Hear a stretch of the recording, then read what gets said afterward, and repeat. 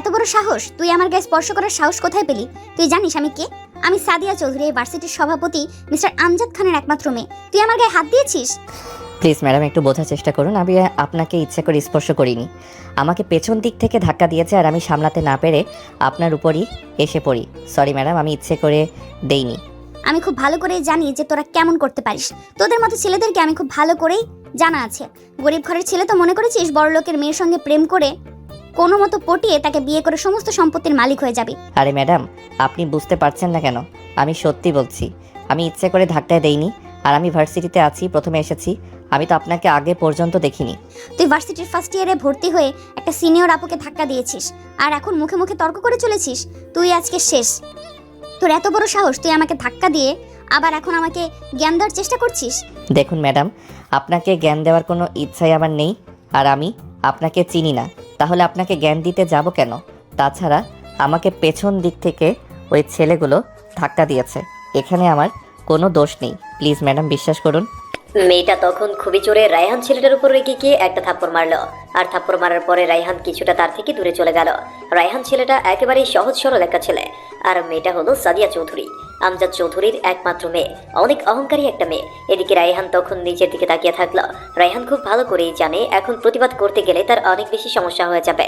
এদিকে সাদিয়া কিছুটা রাগারাগি করার পরেই সেখান থেকে চলে যায়। সেখান থেকে চলে যাওয়ার পরে রায়হান তার নিচে পড়ে থাকা চশমা উঠিয়ে সেটা পরে নিয়ে সামনের দিকে হাঁটা দিল। সামনের দিকে হাঁটা দেওয়ার পর দেখতে পারলো বেশ অনেকগুলো ছেলে তাকে দেখে হাসছে।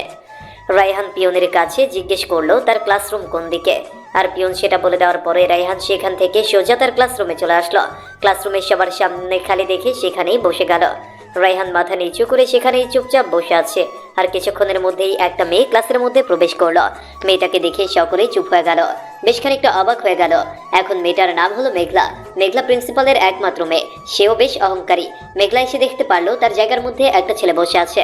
আর তখন মেঘলা তার সামনে আসার পরে বলতে লাগলো, কি রে ফকিন্নির বাচ্চা, তুই এখানে কি করে বসে আসিস? এটা আমার জায়গা। কি রে, তোরা কেউ ওরে বলিসনি যে এটা আমার জায়গা, এখানে অন্য কেউই বুঝতে পারবে না?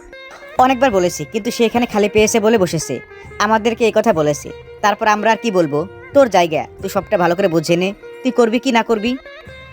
বুঝতে পারলাম না যে বাবা এগুলো কি করে ভার্সিটিতে ভর্তি করে, সেটাই তো বুঝতে পারলাম না।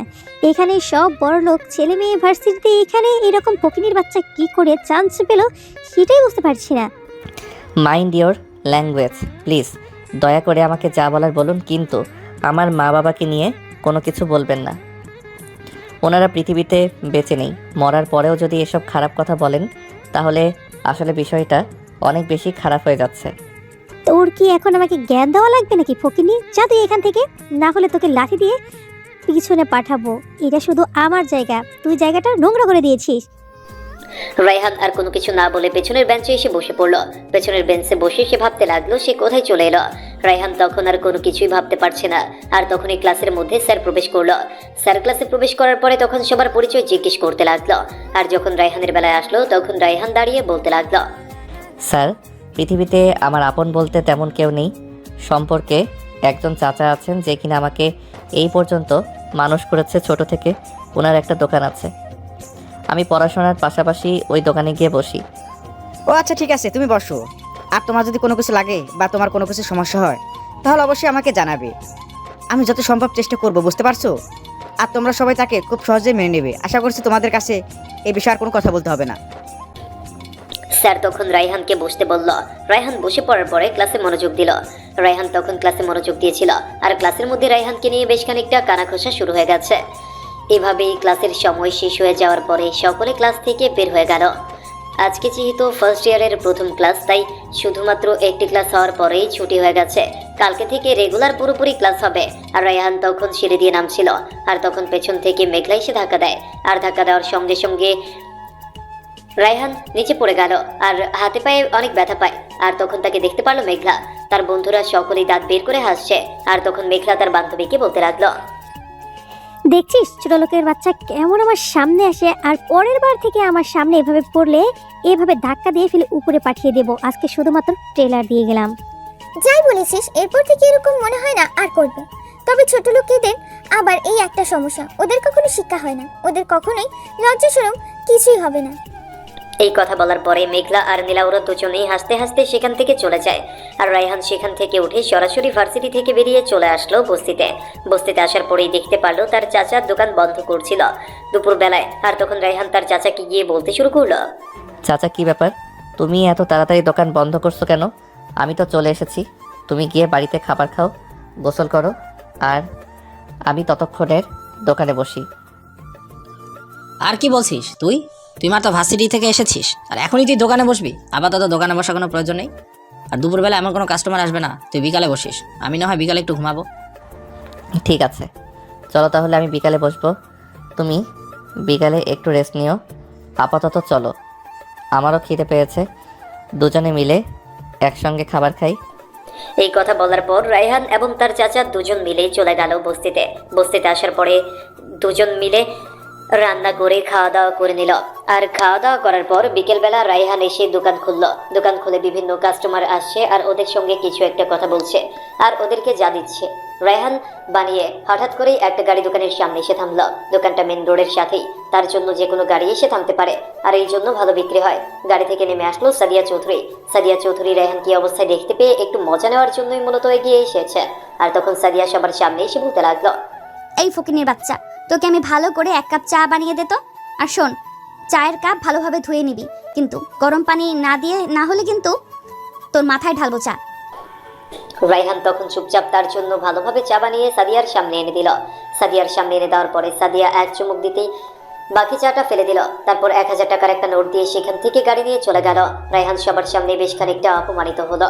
সবাই রায়হানকে খুব ভালো ছেলে বলেই জানে, সবাই রায়হানকে খুব ভালোবাসে, কিন্তু সবার সামনে এরকম মেয়েটার ব্যবহার কোনো কিছুই বুঝতে পারলো না দোকানের লোকজন। আর তখন রায়হানের বন্ধু সাব্বির বলতে শুরু করলো, কিছু দোস্ত, তোর সঙ্গে মেয়েটাই এরকম ব্যবহার করে গেল কেন? তুই কি মেয়েটার কোনো ক্ষতি করেছিলি যার জন্য আমাদের সামনে তোকে এভাবে অপমান করে গেল? তুই তো ভালোভাবেই চা বানিয়ে দিলে, মেয়েটা না খেয়ে ফেলে দিয়ে তোকে 1000 টাকা নোট দিয়ে চলে গেল। আরে বাদ দে এসব কথা। করা হলো বড়লোক বাবার আদরের দুলালি, আর ওরা এসব কিছু করলে কখনো দোষ হয় না। আমাদের মতো গরিবের জন্মই হয়েছে ওদেরকে সহ্য করার জন্য, বুঝতে পারলে কিছু? আর ও হচ্ছে আমার ভার্সিটি সভাপতি, একমাত্র মেয়ে, এরকম তো করবেই, একটু মজা তো নিবেই, তাই না? ও আচ্ছা, তাই বল। তোকে এই অবস্থায় দেখেছে বলে বেশ খানিকটা অবাক হয়ে তোর সঙ্গে একটু মজা নিয়ে চলে গেল। আসলে মেয়েরা কেন যে এমন বড় হয়েছে দেখে মনে হয় সব কিছু কিনে নিয়েছে।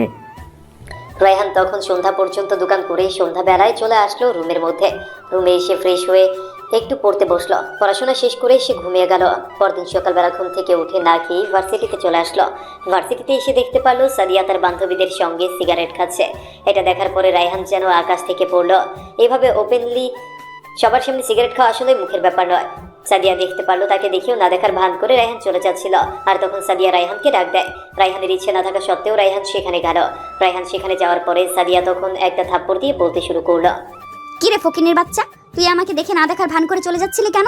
তোর এত বড় সাহস, তুই আমাকে সম্মান দিস না, আমাকে অ্যাভয়েড করে চলে যাচ্ছিলি? আমার পরিচয়টা কি আরও একবার তোকে দিতে হবে?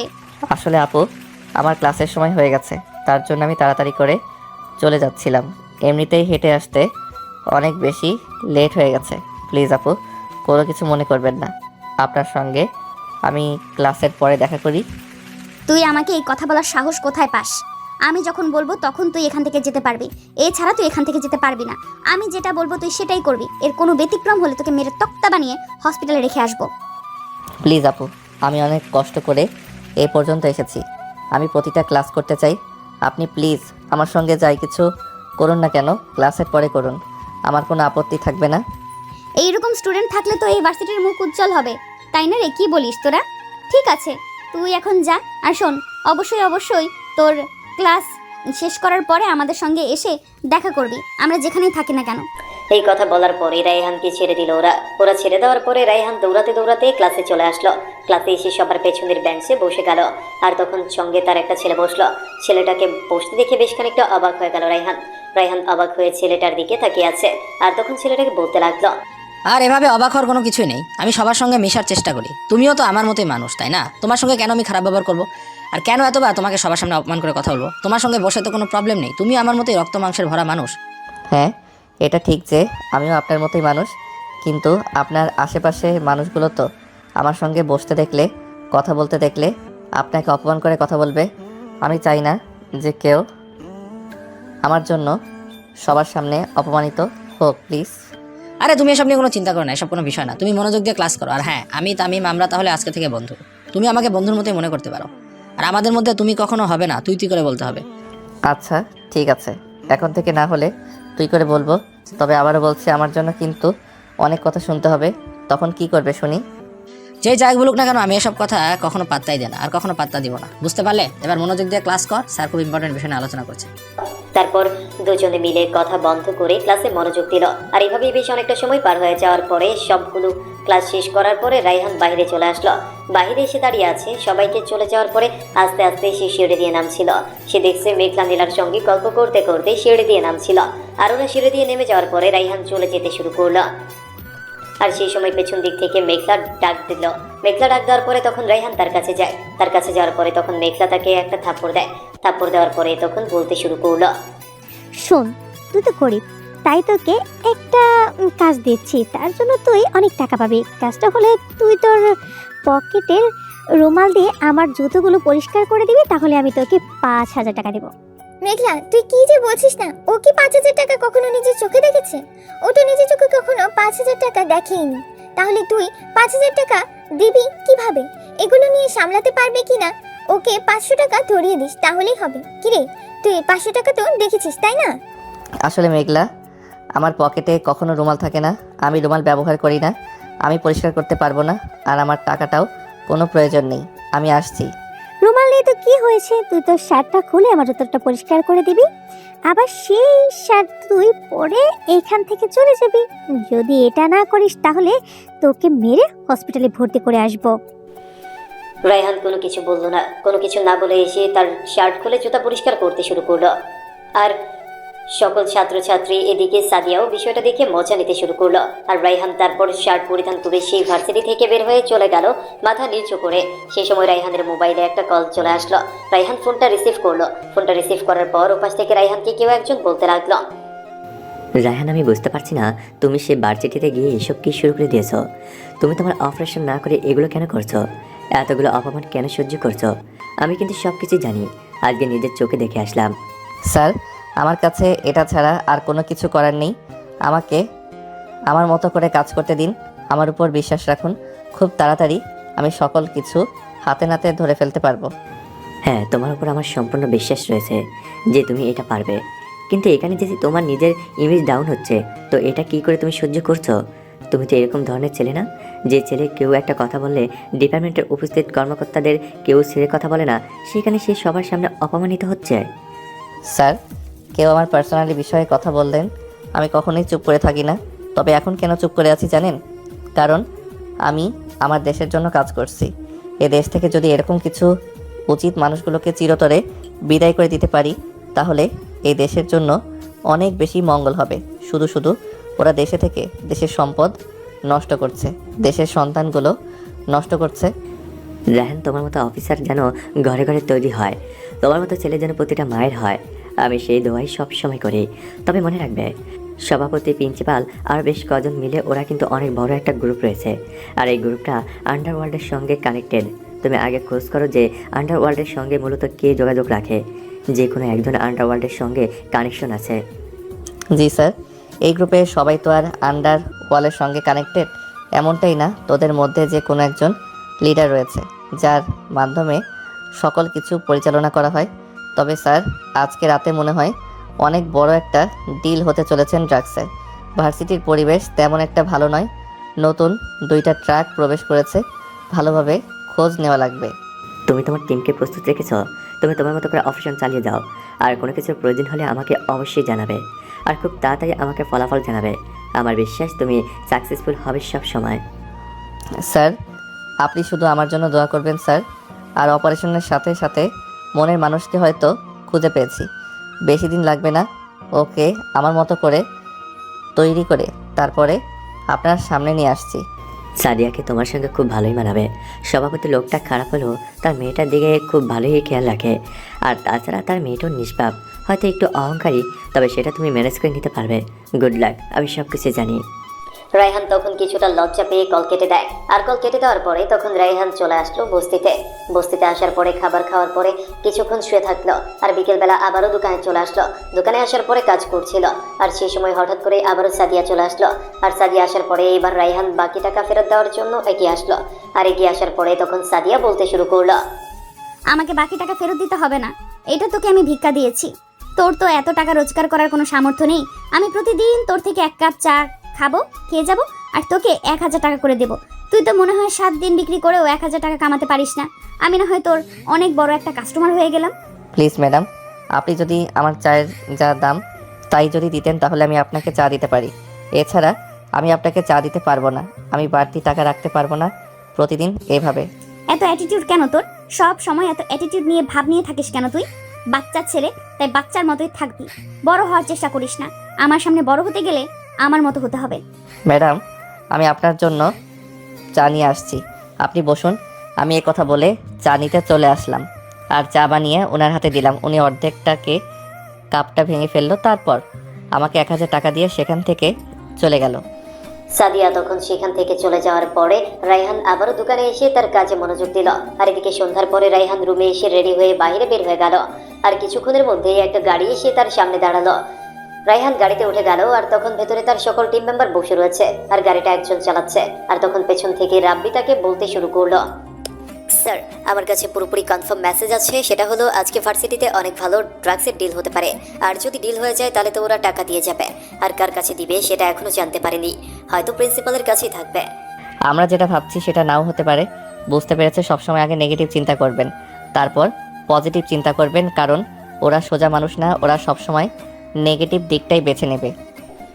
গাড়িটা ভার্সিটি থেকে কিছুটা দূরে এসে দাঁড়ালো। আর গাড়িটা দাঁড়ানোর পরে সকলেই নেমে গেল। সকলকে পজিশন বুঝিয়ে দেওয়ার পরে রায়হান তখন গেট দিয়ে প্রবেশ না করে দেয়াল টপকে ভার্সিটিতে প্রবেশ করলো। ভার্সিটিতে প্রবেশ করার পরে দেখতে পারলো ট্রাকের সামনে একটা মেয়ে দাঁড়িয়ে আছে, কিন্তু মেয়েটাকে ভালোভাবে দেখা যাচ্ছিল না। আর তখন ভালোভাবে দেখে অবাক হয়ে গেল, কারণ এটা আর কেউ না, এটা হলো মেঘলা। মেঘলাকে এই অবস্থায় দেখে রায়হান কিছুটা অবাক হয়ে যায়, কারণ মেঘলাকে এই অবস্থায় দেখবে কখনোই আশা করেনি। তার মানে মেঘলার সঙ্গে কোনো না কোনো কানেকশন তো আছেই। মেঘলা তাহলে এটার মধ্যে জড়িত। মেঘলা তখন ছেলেগুলোর কাছ থেকে ড্রাগস নিয়ে এসে নিজেই ড্রাগস নিয়ে নিল। আর এটা দেখার পরে অবাক হয়ে গেল রায়হান, কারণ একটা মেয়ে কি করে ছেলেদের মতো করে ড্রাগস নিতে পারে। অবাক করা ঘটনা, আবার খুব ভালোভাবেই কথা বলছিল, একটু নেশাগ্রস্ত হয়নি। এমন মেয়ে রায়হান এবার প্রথম দেখছে, যেখানে একটা ছেলে থাকতে পারে না, সেখানে খুব ভালোভাবেই সে দাঁড়িয়ে কথা বলছে। আর কথাগুলো ছিল এমন, শোন, এই টাক নিয়ে সোজা বাবার গোডাউনে গিয়ে রেখে দিবি। এই ভার্সিটিতে এগুলো মালামাল রাখাটা ঠিক হবে না। শুনেছি কোনো এক অফিসারকে দায়িত্ব দেওয়া হয়েছে আমাদের ব্যাপারে খোঁজ খবর নেওয়ার জন্য, কিন্তু সেই অফিসারের ব্যাপারে এখন পর্যন্ত জানা হয়নি। ম্যাডাম, পরে যদি ওই অফিসার গোপনে খোঁজ নিয়ে আমাদের সকল মালামাল সহ ধরিয়ে দেয় তাহলে কিন্তু সর্বনাশ হয়ে যাবে। আপনি কিন্তু সকলকে জেলে ভাত খেতে হবে। তারপর বলছি, ওই অফিসারকে খুঁজে বের করুন, আগে মারুন, পরে চালান নিয়ে আসবো। সেটা না হয় আমি দেখব। আমি এই বিষয় নিয়ে বাবার সঙ্গে আলোচনা করব। তোকে এখন টাক নিয়ে সোজা বাবার গোডাউনে গিয়ে রেখে দিবি। আর যদি কেউ এখানে বাঁচাতে আসে তাহলে সোজা উপরে পাঠিয়ে দিবি। এই কথা বলার পরে তখন ছেলেগুলো ট্রাক নিয়ে সেখান থেকে চলে যায়। দারোয়ান গেট খুলে দেওয়ার পরে ট্রাক সেখান থেকে চলে যায় প্রিন্সিপালের অন্য একটা গোডাউনে, যেখানে মেঘলা যেতে বলেছে। এদিকে তখন মেঘলা স্টোর রুমের দিকে এগিয়ে যায় আর স্টোর রুমে তালা লাগিয়ে সেখান থেকে চলে যেতে শুরু করলো। মেঘলা তার গাড়িতে করে ভার্সিটি থেকে বেরিয়ে সোজা তার বাসায় চলে গেল। আর এদিকে সেও মেঘলাকে পেছন করতে করতে তার বাসার সামনে চলে আসলো এবং তার সবকিছুই দেখার জন্য একটা ড্রোন পাঠিয়েছিল তার বাসার ভেতর। পুরো বাসার মধ্যে লোকজনে ভর্তি, মনে হচ্ছে কোনো একটা মাফিয়ার শহরে প্রবেশ করেছে। চারদিকে লোকজন দাঁড়িয়ে আছে বন্দুক নিয়ে। তার মানে প্রিন্সিপালকে এত সহজে উঠিয়ে আনা অসম্ভব ব্যাপার। আর প্রিন্সিপাল যেহেতু এই সিকিউরিটি আছে, তাহলে সভাপতির কেমন সিকিউরিটি হতে পারে সেটা খুব ভালো করে রায়হান আন্দাজ করতে পেরেছে। এদিকে তখন মেঘলা গিয়ে তার বাবার সঙ্গে আলোচনা করতে শুরু করলো। মেঘলা তার বাবাকে বলতে লাগলো, বাবা, মালগুলো তোমার গোডাউনের মধ্যে পৌঁছে দেওয়া হয়েছে, তবে নতুন অফিসারের ব্যাপারটা কি জানতে পেরেছো? বলো, প্রথম অফিসার কে যে কোনোভাবেই হোক দেখাতে হবে। আর যদি পারো তাহলে আমাদের দলেও আনতে পারো। নতুন অফিসারকে? কি তার পরিচয়? আমি তো এখন পর্যন্ত কিছুই জানতে পারলাম না। ওরা এখন পর্যন্ত ছবিটা পর্যন্ত দেখতে পারেনি। ছেলেটা কেমন, কি তার পরিচয়, কেউ আমাকে কোনো তথ্য দিতে পারছে না। কি বলছো তুমি? তোমাদের এত লোক থাকা সত্ত্বেও তুমি ওই একটা শুধুমাত্র অফিসারের ব্যাপারে জানতে পারলে না কেন? এটা হাউ দিস পসিবল? যেটা আমার সঙ্গে কখনোই হয়নি সেটাই এখন হতে চলেছে। আমি কোনো কিছুই বুঝতে পারছি না। আর অফিসারটা অনেক ধরনের, আর ওর ব্যাপারে আমি যতটুকু শুনেছি সে যতগুলো অপারেশনে গিয়েছে কাউকে এখন পর্যন্ত বাঁচিয়ে রাখেনি, এমনকি তাদের লাশটা পর্যন্ত খুঁজে পায়নি পুলিশও। ও একজন ভয়ঙ্কর রকমের অফিসার, সবাই ডিপার্টমেন্টে তাকে অনেক বেশি সম্মান করে। আমি একটা আইডিয়া দিচ্ছি, সেটা হলো পুলিশের কমিশনারের ভালোভাবে জিজ্ঞাসাবাদ করে থাকো। পুলিশ কমিশনার নিশ্চয় জানে এই ব্যাপারে, তাহলে হলে যদি উনি এমনিতেই বলতে চায় তাহলে যে বলবে, আর যদি না বলতে চায় তাহলে কিভাবে বের করতে হয় সেটা তুমি খুব ভালো করেই জানো। হ্যাঁ, আমি ঠিক চাইলে এটা করতে পারি, কিন্তু এটা করা সম্ভব না। এটা করতে গেলে অনেক বেশি প্রবলেম হয়ে যাবে, সেটা তুই এখন বুঝবি না। তুই এখন যা। এগুলো শোনার পরে রায়হান অবাক হয়ে যায়। একজন বাবা কি করে তার মেয়েকে এসব কথা বলতে পারে, তার মেয়েকে খারাপ লাইনে সঙ্গ দিতে পারে? এটা আসলে প্রিন্সিপালকে ছাড়া অন্য কেউ করতে পারতো না হয়তো। আর তখনই প্রিন্সিপালের একটা ফোন আসলো। ফোনটা সভাপতি মনে হয় করেছে। আর তখন প্রিন্সিপাল সভাপতিকে বলতে লাগলো, আরে মেঘলা, যদি আমার নিজের মেয়ে হতো তাহলে কি আমি কখনোই এইসব কিছু করাতে পারতাম? কখনোই করাতে পারতাম না। ও তো আমার বন্ধুর মেয়ে, তাই আমার জন্য শুধুমাত্র সে হলো কাঠের পুতুল। যতদিন আমি না চাইবো ততদিন নাচবে, আর যখন নাচতে পারবে না তখন মেরে ফেলবো। তোমাকে ধন্যবাদ দিতেই হয়, সেটা হলো অন্য একটা মেয়েকে দিয়ে তুমি সকল কিছু নিয়ন্ত্রণ করেছো। কিন্তু এটা কিন্তু ঠিক হচ্ছে না। সে কিন্তু তোমাকে বাবার মতোই শ্রদ্ধা করে, অন্তত পক্ষে এটাও তো ভাবতে পারতে। হ্যাঁ, সেটা অনেকবার ভেবে দেখেছি, কিন্তু আমার মন মানছে না। তার জন্যই আর কি ছোট থেকে এই লাইনে নিয়ে এসেছি, আর এখন আমার সকল কিছু সে নিয়ন্ত্রণ করে।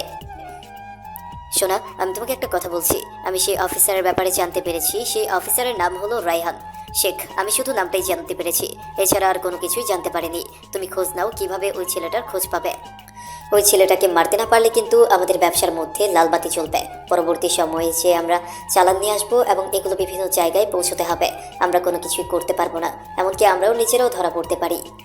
আমরা যেন ধরা না খাই, তাহলে আমাদের লোকেদের এমনভাবে তৈরি করতে হবে যে কোনো সময় ধরা পড়ে গেলে ওরা যেন নিজে নিজে আত্মহত্যা করে নেয়, তবুও যেন আমার নামটা তারা প্রকাশ না করে। হ্যাঁ, এটা তো খুব ভালোই সিদ্ধান্ত। এটা হলে আর কোনো কিছুর প্রয়োজন হবে না। ওরা নিজেরাই নিজেদেরকে সেভ করতে পারবে। যদি এমন কিছু ঘটনা ঘটে তাহলে নিজেরাই মারা যাবে, আর তাদের পুরো পরিবারের দায়িত্ব আমরা নিতে পারবো। এমন কিছু দেখিয়ে কিছু বিশ্বস্ত লোক সেটিং করতে হবে। ঠিক আছে, তুমি তোমার মতো করে লোকজন ঠিক করো, তারপর আমাকে জানিও। আর ভার্সিটিতে আমি যখন যাব তখন দরকারি কোনো কথা ছাড়া আমার সঙ্গে কথা বলবে না, আর বিষয়টা ভালো করে মাথায় রাখবে।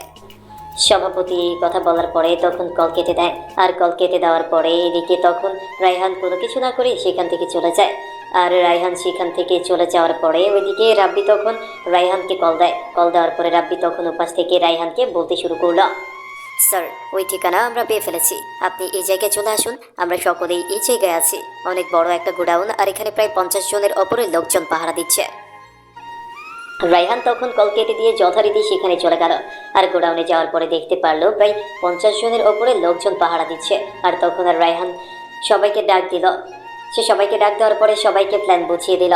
সবাই দুইটা টিমের মধ্যে ভাগ হয়ে চারদিকে ছড়িয়ে গেল। আর চারদিকে ছড়িয়ে যাওয়ার পর সবাই মাইক্রোফোনে কানেক্টেড রয়েছে। রায়হান তখন সবাইকে বলতে শুরু করলো, আমার কথা ছাড়া কেউ কোনো রকম ফায়ারিং করবে না। আমি যখন বলবো ঠিক তখনই তোমরা ফায়ারিং শুরু করবে। একটু ভুল হলে আমরা এখানে সবাই মারা পড়ব, তাই খুব সাবধানে কাজ করতে হবে। কি আর স্যার, আপনি যখন বলবেন আমরা তখনই অ্যাটাক করব। আমরা সব দিক থেকে ওদেরকে ঘিরে ফেলেছি, ওরা কোনো দিক দিয়েই পালাতে পারবে না। রায়হান তখন সবাইকে গুলি করতে বলল, আর সকলেই চারপাশ থেকে গুলি করতে শুরু করলো।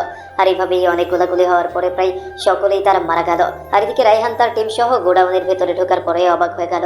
পুরো মাদকের গোডাউন রয়েছে এখানে, আর সবকিছু সেখানে আগুন লাগিয়ে দিল। আর এটা দেখার পরে বাকি সদস্যরা অবাক হয়ে গেল, কারণ এগুলো তো সরকারিভাবে বাজেয়াপ্ত করার জিনিস। এগুলো কেন জ্বালিয়ে দেওয়া হলো এগুলো বুঝতে পারলো না। এদিকে তখন রায়হান কমিশনারকে বলতে শুরু করলো, স্যার, সকল মালামাল আমি বাজেয়াপ্ত করে এগুলোর মধ্যে আগুন জ্বালিয়ে দিয়েছি। শুধু শুধু সরকারের গোডাউনে এগুলো জমা করে কী লাভ? এগুলো তো আবার পরবর্তী সময়ে ওরা ছাড়িয়ে নিয়ে যেতে পারে তাদের ক্ষমতা অনুযায়ী। তার জন্য সব কিছু ওরা আগুনে পুড়ে ছাই হয়ে যাক, এটাই ভালো হবে। আমি জানি তুমি এটাই করবে। ঠিক আছে, যদি কখনো নিউজ হয় তাহলে বলবে নিউজটা এরকম হবে যে অসতর্কতার কারণে আগুন লেগে পুরো গোডাউন সহ লোকজন মারা গেছে। স্যার, এটাই করব। আপনাকে জানিয়ে রাখলাম স্যার, বাকি অপারেশনে কি করব সেটা আপনাকে পরে জানিয়ে দেওয়া হবে। আল্লাহ হাফেজ। রায়হান তখন বাসায় চলে আসলো। বাসায় আসার পরে রায়হান খাওয়া দাওয়া করে সেদিনের মতো করে ঘুমিয়ে গেল। পরদিন সকালবেলা টিভি অন করতেই দেখতে পারলো রিপোর্টাররা এরকম নিউজ করছে আর সভাপতি এবং প্রিন্সিপালের দফা ঠান্ডা হয়ে গেছে, কারণ ওদের যে কতটা লেগেছে সেটা একমাত্র ওরাই বুঝতে পারছে। তখন প্রিন্সিপাল সভাপতিকে কল করলো। কল করার পরে তখন প্রিন্সিপাল সভাপতিকে বলতে শুরু করলো, এত বছর ধরে ব্যবসা করি, এখন পর্যন্ত এরকম কোনো ঘটনা ঘটলো না। আর কালকে রাতেই আগুন লেগে লোকজন সহ সব কিছু মারা গেল, প্রায় 2 কোটি টাকার সম্পদ নষ্ট হয়ে গেছে। আমিও তো সেটাই বুঝতে পারছি না আগুন কি করে রাখতে পারবো। ওরা তো এত বছর ধরে কাজ করে থাকে আমার সঙ্গে, এতদিন কখনো ভুল হয় নাই, আর এখন তাদের এই ভুল হয়ে গেল আর কেউ এই গোডাউন থেকে বের হতে পারলো না। এটাই অবাক করা ঘটনা। আমার মনে হচ্ছে যে কেউ হয়তো ব্যাগের মধ্যে তালা দিয়ে দিয়েছিল, তার মধ্যেই আর কি কেউ বের হতে পারেনি। বুঝতে পারছি না কে এত আমার সর্বনাশ করলো। ওই অফিসার তো এরকম করার কথা না, কারণ অফিসাররা তো লোকজন অ্যারেস্ট করে নিয়ে যাবে আমার যতটুকু ধারণা। এভাবে কিছুক্ষণ কথা বলার পর তখন এদিকে আবার রায়হান রেডি হয়ে চলে আসলো ভার্সিটিতে আসার পরে উনি ভার্সিটিতে মেঘলা তার বান্ধবীদেরকে নিয়ে চুপচাপ বসে রয়েছে, আর ওদের মধ্যে হয়তো কোনো কথাবার্তা বলছে। আর এদিকে রায়হান তখন ভার্সিটিতে প্রবেশ করার পরে এক পাশে দেখতে পারলো সাদিয়া খুব হাসি খুশিভাবে তার বান্ধবীদের সঙ্গে কথা বলছিল, আর এদিকে রায়হান তখন এক পাশে দাঁড়িয়ে সাদিয়ার দিকে তাকিয়েছিল। আর এটা সাদিয়া খুব ভালো করেই দেখতে পারলো। সাদিয়া তখন দেখে রায়হানকে ডাক দেয়, আর ডাক দেওয়ার পরে তখন রায়হান সাদিয়ার কাছে চলে গেল। আর সাদিয়ার কাছে যাওয়ার পরে তখন সাদিয়া রায়হানকে বলতে শুরু করলো, কিরে, তুই এখানে বসে আমার দিকে তাকিয়েছিলি, মনে হচ্ছে তুই কি সত্যিই আমাকে দেখছিলি নাকি অন্য কিছু করছিলি? সত্যি করে বলতো, মিথ্যা কথা বলবি না। মিথ্যা কথা বলা আমি একদম পছন্দ করি না। আপু আপনি এগুলো কেন বলছেন? আমি তো আমার মতো করে বসেছিলাম। আপনি যেদিকে বসে আছেন আমি সত্যিই খেয়াল করিনি। আমি কেন আপনাকে দেখতে যাব? তার মানে তুই কি বোঝাতে চাইছিস? আমি কি তাহলে সুন্দর না? আমাকে কেউ তাকিয়ে থাকবে না? তুই এটা মনে করছিস? তুই মানে আমাকে অবহেলা করছিস? এগুলো কিন্তু আমি একদম পছন্দ করি না। আরে আপু, আপনি শুধু শুধু রিয়াক্ট করছেন। আমি আপনাকে কেন এগুলো বলতে যাব? আপনি মনে হয় আমার কথাটা বুঝতে পারেননি। আমার ক্লাসের দেরি আছে এখনও প্রায় 10 মিনিট, তার জন্যই আর কি বসেছিলাম। ও আচ্ছা, ঠিক আছে। আর শোন, মেঘলার সঙ্গে কোনো ঝামেলা করিস না। ও যদি কোনো ঝামেলা করতে আসে তাহলে ওর থেকে প্রায় 100 হাত দূরে থাকবি, বুঝতে পারলি? আর কোনো সমস্যা হলে অবশ্যই আমাকে জানাবি। এই কথা বলার পরে তখন রায়হান চলে গেল তার ক্লাসে। আর ক্লাসে যাওয়ার পরে এদিকে তখন সাদিয়া তার বন্ধুদের সঙ্গে কথা বলতে শুরু করলো। আর এভাবেই বেশ অনেকটা সময় পার হয়ে গেল। চারদিকে নবীন বরণ অনুষ্ঠানের জন্য ভার্সিটিতে আয়োজন করা হয়েছে। কালকেই নবীন বরণ অনুষ্ঠান হয়ে যাবে, এটাই ক্লাসে আলোচনা করা হচ্ছে। আর এখানে সিনিয়র কয়েকটা মেয়ে ডান্স করবে। এটা শোনার পরে রায়হানের তেমন কোনো মাথা ব্যথা নেই। আর যখনই নামগুলো প্রকাশ করলো সবার সামনে তখন রায়হান কিছুটা অবাক হয়ে থাকে, কারণ সাদিয়া আবার নৃত্য পারে এটা আবার বিশ্বাস করতে হবে। তারপর ক্লাসের সময় শেষ হয়ে যাওয়ার পরে সবাই সবার মতো করে চলে গেল। এদিকে পরের দিন সকালবেলা সকলেই ভার্সিটিতে খুব তাড়াতাড়ি করে চলে আসলো নৃত্য করার জন্য। সাদিয়া তার বান্ধবীদেরকে নিয়ে রেডি হচ্ছে। আর সাদিয়াকে দেখার পরে রায়হান কোনোভাবেই চোখ ফেরাতে পারছে না। এত সুন্দর চেহারার মাঝে লাল শাড়ি পরে তাকে সবচেয়ে বেশি সুন্দর দেখাচ্ছে। লাল শাড়ির সঙ্গে সবকিছু ম্যাচিং করে পড়েছে। আর তখনই সাদিয়া তার কাছে ডাকতে শুরু করলো রায়হানকে। রায়হান তখন বলতে শুরু করলো, আপু আপনাকে আসলেই অনেক বেশি সুন্দর দেখাচ্ছে। তবে চুলে যদি লাল গোলাপ গুজে দিতেন তাহলে আরও বেশি সুন্দর দেখাতো। সাদিয়া রায়হানের মুখ থেকে এরকম কথা শুনে বেশ খানিকটা রায়হানের দিকে তাকিয়েছিল। আর কিছুটা রেখে গিয়ে রায়হানকে একটা থাপ্পড় মারলো। সাদিয়া একটা থাপ্পড় মারার পরে রাগে কণ্ঠে বলতে শুরু করলো, তোকে কি আমি বলেছি আমার সৌন্দর্যের বর্ণনা করতে? তোকে আমি দেখেছি আমার কাজ করার জন্য, আমাকে দেখিয়ে দেওয়ার জন্য। তোকে আমি এখানে ডেকে আনিনি, বুঝতে পেরেছিস ফকিন্নি? আসলে আপু আমি বুঝতে পারিনি, আমি আসলে ওরকম করে বলতে চাইনি। আপনি হয়তো আমাকে ভুল বুঝছেন, আমি আসলে সত্যি এরকম করে বলতে চাইনি। ওই দোকানদার থেকে আমার জন্য একটা কোল্ড ড্রিঙ্ক নিয়ে আয়, আমার খুবই গরম লাগছে। ওই দোকানে গিয়ে বলবি সাদিয়া চৌধুরী নামে একটা কোল্ড ড্রিঙ্ক দেওয়ার জন্য, তাহলেই দিয়ে দিবে। রায়হানকে কথা বলার পরে তখন রায়হান আর কোনো কথা না বলে ওই দোকানে চলে আসলো। আর সাদিয়ার জন্য একটা কোল্ড ড্রিঙ্কস নেওয়ার পরে সাদিয়ারা হাতে দিল। আর সাদিয়া সেটা শেষ করে স্টেজে উঠলো। স্টেজে উঠে খুবই সুন্দর করে পারফর্ম করলো। যদিও নাচটা অনেক বেশি ভালো হয়েছে, কিন্তু রায়হানের কাছে এটা পছন্দ হয়নি, কারণ সে শুধু চায় তার প্রিয় মানুষটাকে সে শুধু একাই দেখবে, আর অন্য কেউ দেখবে না। অনেকে তাকিয়ে তাকিয়ে সিটি মারছিল, আর অনেকে বাজিঙ্গিত করছিল সাদিয়ার নাচ দেখে। তবে সুন্দর করে ডান্স করেছে, স্যারেরাও তার খুব প্রশংসা করেছে। সাদিয়া নামের বলে তখন একে একে সকলেই তাদের পারফরমেন্স করতে শুরু করলো। আর এভাবেই নবীন বরণের অনুষ্ঠান শেষ হতে হতে প্রায় বিকেল হয়ে গেল। বিকেলবেলা তখন রায়হান ভার্সিটি থেকে বের হওয়ার পরেই দেখতে পারলো আরও একটা ট্রাক ভার্সিটিতে প্রবেশ করলো। আর ভার্সিটিতে প্রবেশ করার পরে এদিকে লোকজন ট্রাকের ভেতর থেকে মালামাল নামাতে শুরু করলো। আর যারা মালামাল নামাচ্ছে তারা কেউ ভার্সিটির কোনো মানুষ নয়, তারা ট্রাকের সঙ্গে এসেছে। এটা সত্যিই সন্দেহজনক। রায়হান ভার্সিটির গেটে দাঁড়িয়ে সকল কিছু দেখছিল। আরো অনেক ছাত্রছাত্রী মাঠে বসে আড্ডা দিচ্ছিল, কিন্তু তাদের এটা দেখে মনে হয়নি এখানে কোনো একটা অপকর্ম হচ্ছে। আর তখনই তামিম আসলো। তামিম আসার পরে জিজ্ঞেস করতে লাগলো, আরে তুই তো এর আগেও ফার্স্ট ইয়ারেই ছিলে তাই না? এবছর ফেল করে আমাদের সঙ্গে ছিলে। আচ্ছা বলো তো, এই ট্রাকগুলো কিসের? প্রতি দুদিন পর পর ট্রাক কেন আসে? আর এগুলো কি মাল নাম আছে কখনো জিজ্ঞেস করনি? আরে তুমি এগুলো সম্পর্কে জানতে চাচ্ছ? এগুলো আসলে তেমন কোনো বিষয় না। এগুলো হলো স্যারের দেওয়া খাওয়া দাওয়া। করেন স্যার, স্যারদের খাওয়া দাওয়ার জন্য তো বিভিন্ন জিনিসপত্র প্রয়োজন হয়। আর এগুলো জিনিসগুলো ওই স্টোর রুমে রাখা হয়। বুঝতেই তো পারছো, এত বড় ভার্সিটি, এত স্যার মেনে আমরা রয়েছেন আর সকলেই খাবার খায়, তাদের জন্য জিনিসপত্রগুলো এভাবে ট্রাকে করে আনা হয়। ও আচ্ছা, আমি তো ভেবেছিলাম কিনা কি। আচ্ছা চলো বাসায় যাওয়া যাক। ও আচ্ছা সরি, আসলে তোকে তো তুই করে বলার মনে ছিল না আমার। আসলে সবাইকে তুমি করে বলতে বলতে অভ্যাস হয়ে গেছে তো, তাই এখন তুই করে কোনো শব্দ আসে না। আরে না, কোনো সমস্যা নেই। আমি না হয় তোকে তুই করে বলবো, আর আমার সঙ্গে থাকতে থাকতে তুই আমাকেও তুই করে বলতে পারবি। রায়হান তখন তার বস্তিতে চলে আসলো। আর বস্তিতে আসার পরে তখন সে বিকেলবেলা দোকানে বসে আছে। দোকানে বসে থাকার পরে এদিকে তখনই আবার সাদিয়া গাড়ি নিয়ে থামলো। সাদিয়া গাড়ি নিয়ে থামার পরে তখন এদিকে সাব্বির তখন রায়হানের সঙ্গে বসে আড্ডা দিচ্ছিল। আর তখন সাব্বির এগিয়ে যায়। আর এগিয়ে যাওয়ার পরে তখন বলতে লাগলো, ম্যাডাম আপনি কোনো কিছুর প্রয়োজন এখানে দাঁড়িয়ে আছেন? আপনার কোনো কিছু লাগলে আমাকে বলতে পারেন। এই ফকিনীর বাচ্চা, তোকে আমি জিজ্ঞেস করেছি আমার কোনো কিছু লাগবে কিনা? ওই ফকিনীর বাচ্চাকে এখানে আসতে বল তাড়াতাড়ি করে। ওর সঙ্গে আমার দরকার আছে, তোর সঙ্গে আমার কোনো প্রয়োজন নেই। সাব্বির তখন কোনো কিছু না বলে চলে আসলো। সে সময় রায়হান একটা চা নিয়ে ওই গাড়ির কাছে চলে আসলো। এই গাড়ির কাছে আসার পরে তখন সাদিয়াকে চা দেওয়ার পর সাদিয়া চা নিয়ে রায়হানের কাছে একটা চিরকুট দিয়ে দিল। রায়হানের কাছে একটা চিরকুট দেওয়ার পরে এই গাড়িটা সোজা চলে গেল। রায়হান চিরকুটটা সাব্বিরকে দেখতে দেয়নি, লুকিয়ে পকেটে নিয়ে নিয়েছে। আর তখন দোকানে চলে আসলো। আর দোকানে ভিড় কমার পরে চিরকুট হাতে নিয়ে পড়তে শুরু করলো। চিরকুটের মধ্যে লেখা, আমি সাংবাদিক সাদিয়া চৌধুরী বলছি। আমি আপনার ব্যাপারে সব কিছুই জানি। আপনি ছদ্মবেশে এই ভার্সিটিতে এসেছেন একটা মিশনের কারণে। আমি এই কেসটা নিয়ে বেশ অনেক দিন যাবৎ হ্যান্ডেল করছি।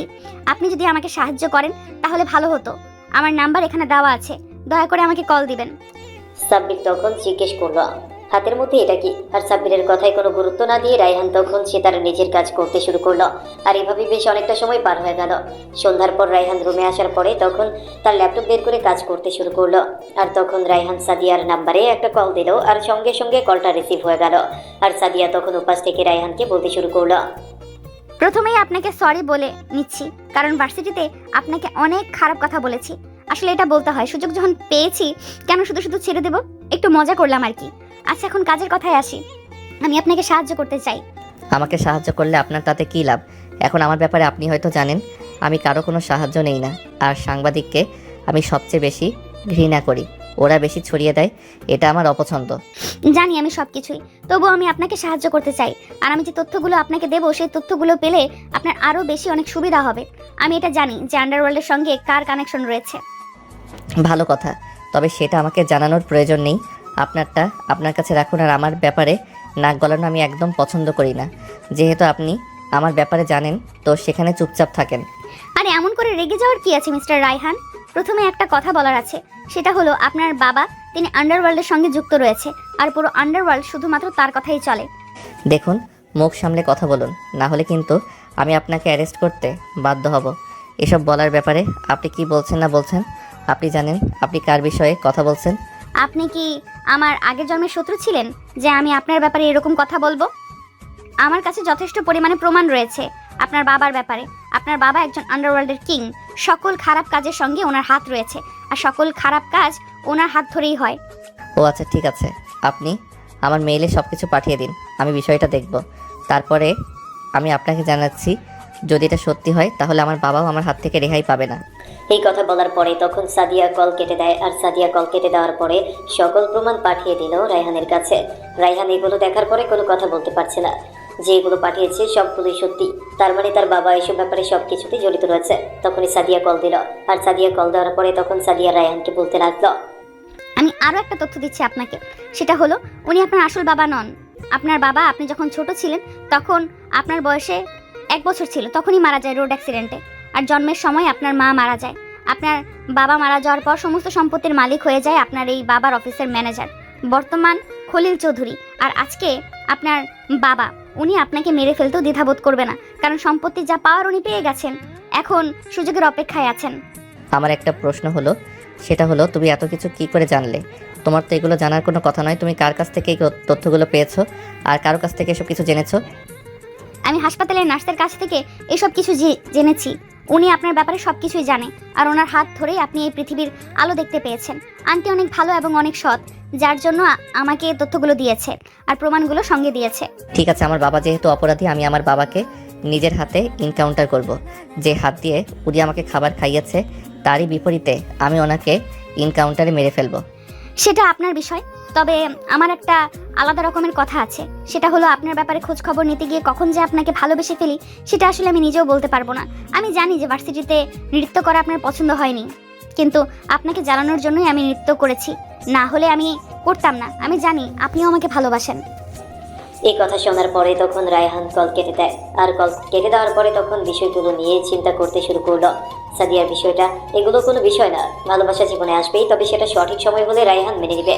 আপাতত এগুলো নিয়ে থাকতে চায়। আর তখন সাদিয়া মেসেজ পাঠালো, আর মেসেজের মধ্যে লেখা, আমি জানি আপনি এখন আপনার অন্য চিন্তা ভাবনা নিয়ে ব্যস্ত আছেন, তবে আপনার অন্য সব চিন্তা ভাবনার মাঝেও একটু আমাকে সময় দিয়ে চিন্তা করবেন, ঠিক আছে? কালকে ভার্সিটিতে আসবেন, আমি কাল শাড়ি পরে আসব, সবার আগে আসব, আশা করি আপনি আসবেন। রায়হান তখন তার নিজের কাজে মনোযোগ দিল, আর এভাবেই বেশ অনেকটা সময় পার হয়ে যায়। তারপর খাওয়া দাওয়া শেষ করে সে ঘুমিয়ে গেল। পরদিন সকালবেলা ঘুম থেকে উঠে যথারীতি ভার্সিটি যাওয়ার জন্য রেডি হচ্ছে, আর তখন চাচা পেছন থেকে দেখে তাকে বলতে শুরু করলো, আর কদিন পরেই তো তোর কাজ শেষ হয়ে যাবে, তখন তো তুই চলেই যাবি। আর কখন আমাকে মনে রাখবি কি না সেটা তো জানি না, আপাতত আমার সঙ্গে খেয়ে যা। আর চাচা, এটা যে কি বলেন আপনাকে, আমি রাতের ঘটনাটা খুলে বললাম না? মানুষ এতটা নিকৃষ্ট কিভাবে হতে পারে? আমার বাবা মারা যাওয়ার সঙ্গে এই খলিল সাহেবের কোনো না কোনো হাত রয়েছে। যাকে বাবা বলে জেনে এসেছি সে আমার আসল বাবা নয়। এখন ঘটনা হচ্ছে, আমার ওই বাবাকে আসলেই অ্যাক্সিডেন্ট হয়েছিল নাকি সেই অ্যাক্সিডেন্ট করিয়েছিল। সেটা তুই খোঁজখবর নিয়ে দেখ। আর সাদিয়া মেয়েটা কিন্তু অনেক ভালো, দেখতে শুনতে মাশাল্লাহ, তোর সঙ্গে খুব ভালোই মানাবে। মেয়েটাকে কষ্ট দিস না। মেয়েটার বাবা খারাপ হতে পারে, কিন্তু মেয়েটা তোমার খারাপ না, মেয়েটা খুব ভালো। রায়হান কিছুটা মুচকি হাসি দিয়ে সেখান থেকে চলে যায়। আর রায়হান চলে যাওয়ার পরে ভার্সিটিতে খুব তাড়াতাড়ি পৌঁছে গেল। ভার্সিটিতে তেমন কোনো ছেলে মেয়ে এখনো আসেনি, আর দেখতে পারলো কারো শাড়ি পরে গাছের নিচে বসে আছে মানুষটা। আর তখনই রায়হানকে দেখে সাদিয়া এগিয়ে আসলো, আর এগিয়ে আসার পরে তখন সাদিয়া তখন ফাজলামো করে বলতে শুরু করলো, যদিও আমি তোমার থেকে 1 বছরের সিনিয়র, তবে তোমাকে ধাক্কা দিয়ে বেশ অনেক মজা পেয়েছি, আর ইচ্ছে করছিল আরও কয়েকটা দিন থাপ্পড় দিয়ে তারপরে সত্যি কথাটা সামনে আনি। কিন্তু সত্যি কথাটা যে তোমাকে বলতেই হলো, তোমার ভালোর জন্য, যেহেতু আমি এই কেসটা হ্যান্ডেল করছি। সুযোগ পেয়ে মানুষকে এভাবে অপমান আর এভাবে মারতে পারে, সত্যি অবাক হয়ে গিয়েছিলাম আমি তো ভেবেছিলাম তোমার মতো অহংকারী মেয়ে এই শহরে আর একটাও নেই। সুযোগ পেয়ে কি কেউ কাউকে ছেড়ে দেয়? আচ্ছা, আমি যে কালকে বলেছিলাম সেটা তো উত্তরটা আজকে পেলাম না। যদি উত্তরটা না পাই তাহলে কিন্তু আবারও শুরু করব। এবার কোনো কিছু করতে আসলে সোজা ছেলের ভিতরে ঢুকিয়ে দিব, আর সেখানে তোমার মতো অনেক পাগলি রয়েছে, আর ওদের সঙ্গে মারামারি করো, কোনো সমস্যা হবে না। এটার মানে কি? আমি যেটা শুনতে চাই সেটা ভালো করে বলে দিলেই তো হয়ে যায়, এত কাহিনী করার কি প্রয়োজন? এই নাও, এই পেন ড্রাইভের মধ্যে তোমার সকল তথ্য পেয়ে যাবে। আর মেঘলা তোমার বাবার সঙ্গে কানেকশন রয়েছে।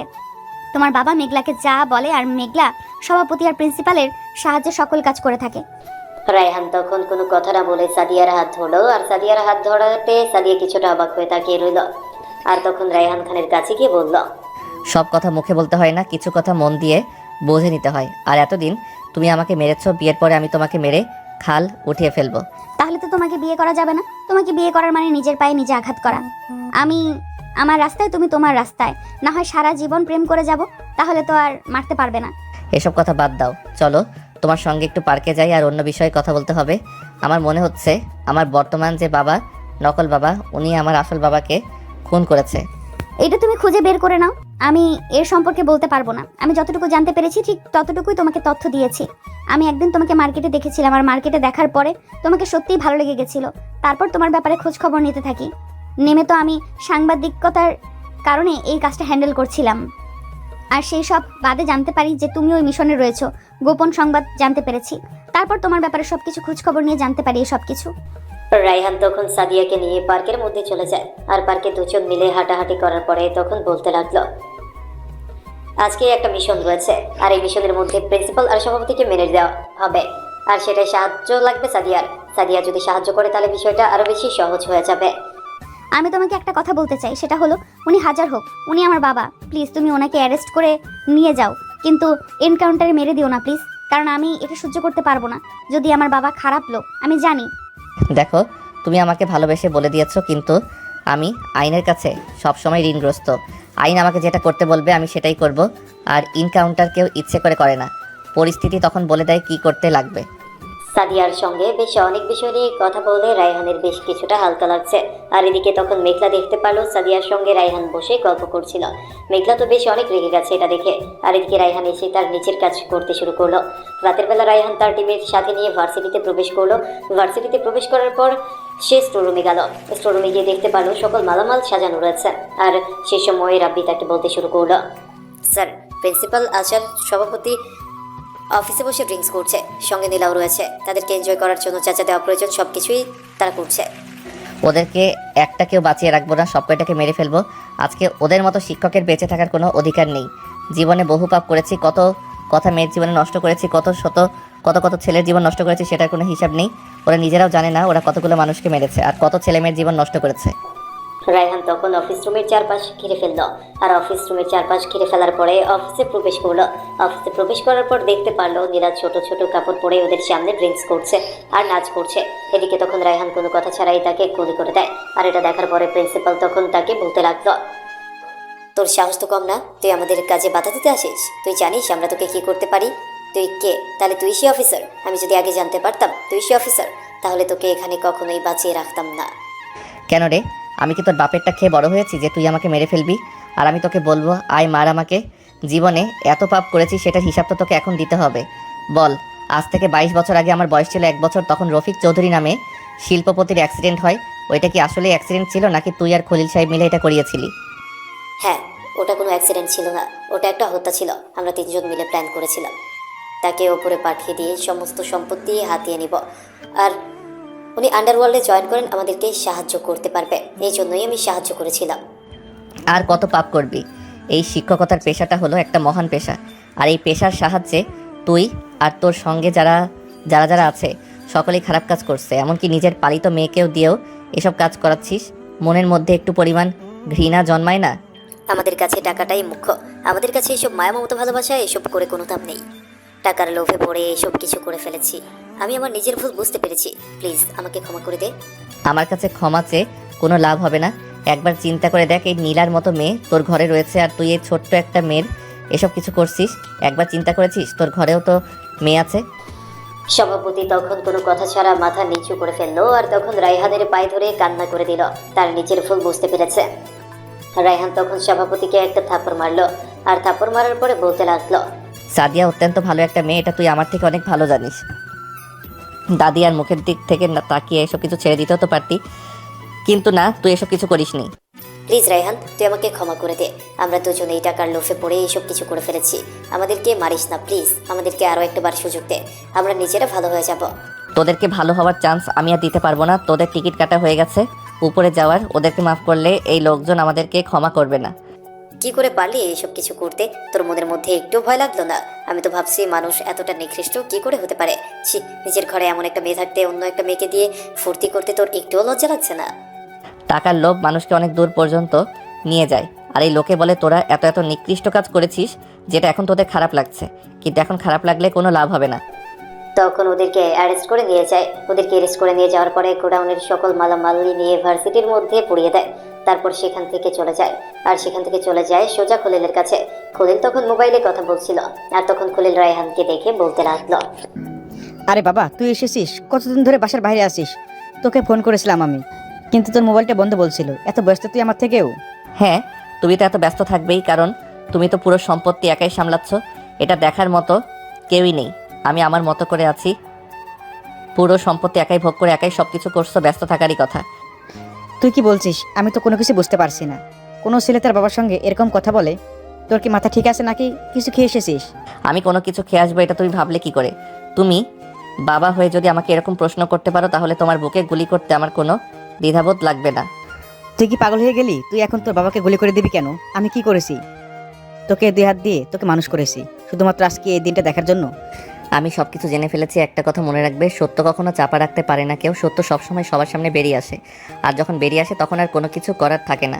আসলে আমি সম্পত্তির লোভে তোর বাবাকে হত্যা করেছিলাম। তুই আমাকে ক্ষমা করে দে। তবে আমি তো তোকে ছোটবেলা থেকে যত্ন করে মানুষ করেছি। তুই আমাকে মারিস না বাবা।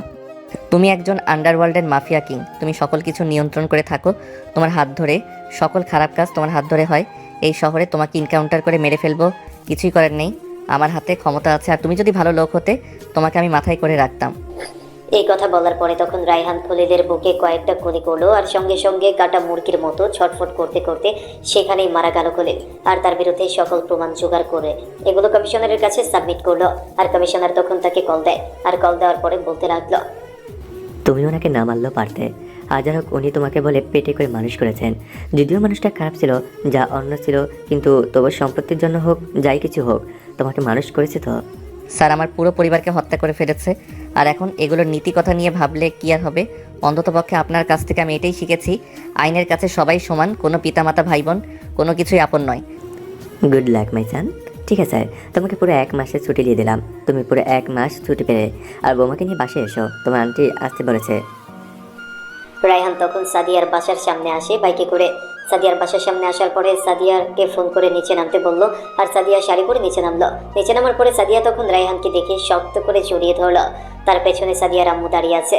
সাদিয়ার আম্মু তখন এগিয়ে আসলো, আর এগিয়ে আসার পরে তখন সাদিয়াকে আর রায়হানকে বলতে লাগলো, দোয়া করি তোমরা সারা জীবন সুখে থাকো। তবে রায়হান, তোমাকে নিয়ে আমার সত্যিই গর্ব হচ্ছে। তোমার মতো মানুষ আমার মেয়ের জীবনে এসেছে, এটা সত্যিই ভাগ্যক্রমে হয়তো। দোয়া করি বাবা 1000 বছর বেঁচে থাকো। আসলে ছোটবেলা থেকে মায়ের আদর পাইনি, ছোটবেলা থেকে রাগ ঘৃণা এগুলোর প্রতি কেমন যেন আসক্ত হয়ে গিয়েছিলাম, কিন্তু সাদিয়া আসার পরে আবার যেন নতুন করে সব কিছু শিখেছি। আজকে থেকে আপনি আমার মা। তারপরে রায়হানের বিয়ে ধুমধাম করে হয়ে গেল। সকল বন্ধু বান্ধব সকলেই ধুমধাম করে বিয়ের আয়োজন করেছে। আর রায়হান এখন দাঁড়িয়ে আছে বাসর ঘরের সামনে। সাব্বির, রাব্বি, তার টিমের সকলেই এখানে আছে। আর রাব্বি তখন বলতে লাগলো, স্যার ম্যাডাম আপনার জন্য অপেক্ষা করছে, সেটা আমরা খুব ভালো করেই জানি। আপনি আমাদেরকে কিছু একটা দিয়ে দিন, আমরা এখান থেকে চলে যাই। আপনি বড় ভাই মানুষ, তাই কোনো কিছু বললাম না। এই নাও 2000 টাকা, আর এখান থেকে সোজা চলে যাও। এমনিতেও আমার উপর দিয়ে অনেক ধকল গিয়েছে এই কয়দিন, পুরো শরীর ব্যথা হয়ে আছে, তাই গিয়ে ঘুমাবো। টাটা। সাব্বির তুইও যা ভাই। এত সহজে চলে যাবে? আমাকে একেই 2000 টাকা দিতে হবে, কারণ আমি নিজের হাতে তৈরি করার জন্য বাসরঘর সাজিয়েছি, যার জন্য দিতে হবে আমাকে। আচ্ছা যা, এই নিয়ে যা, এখানে পুরো 5000 টাকা আছে, এটা সবাই মিলে ভাগ করে নিয়ে যা, ঠিক আছে? এবার আমাকে ভিতরে যেতে দে, আর কোনো ডিস্টার্ব করবি না তোর।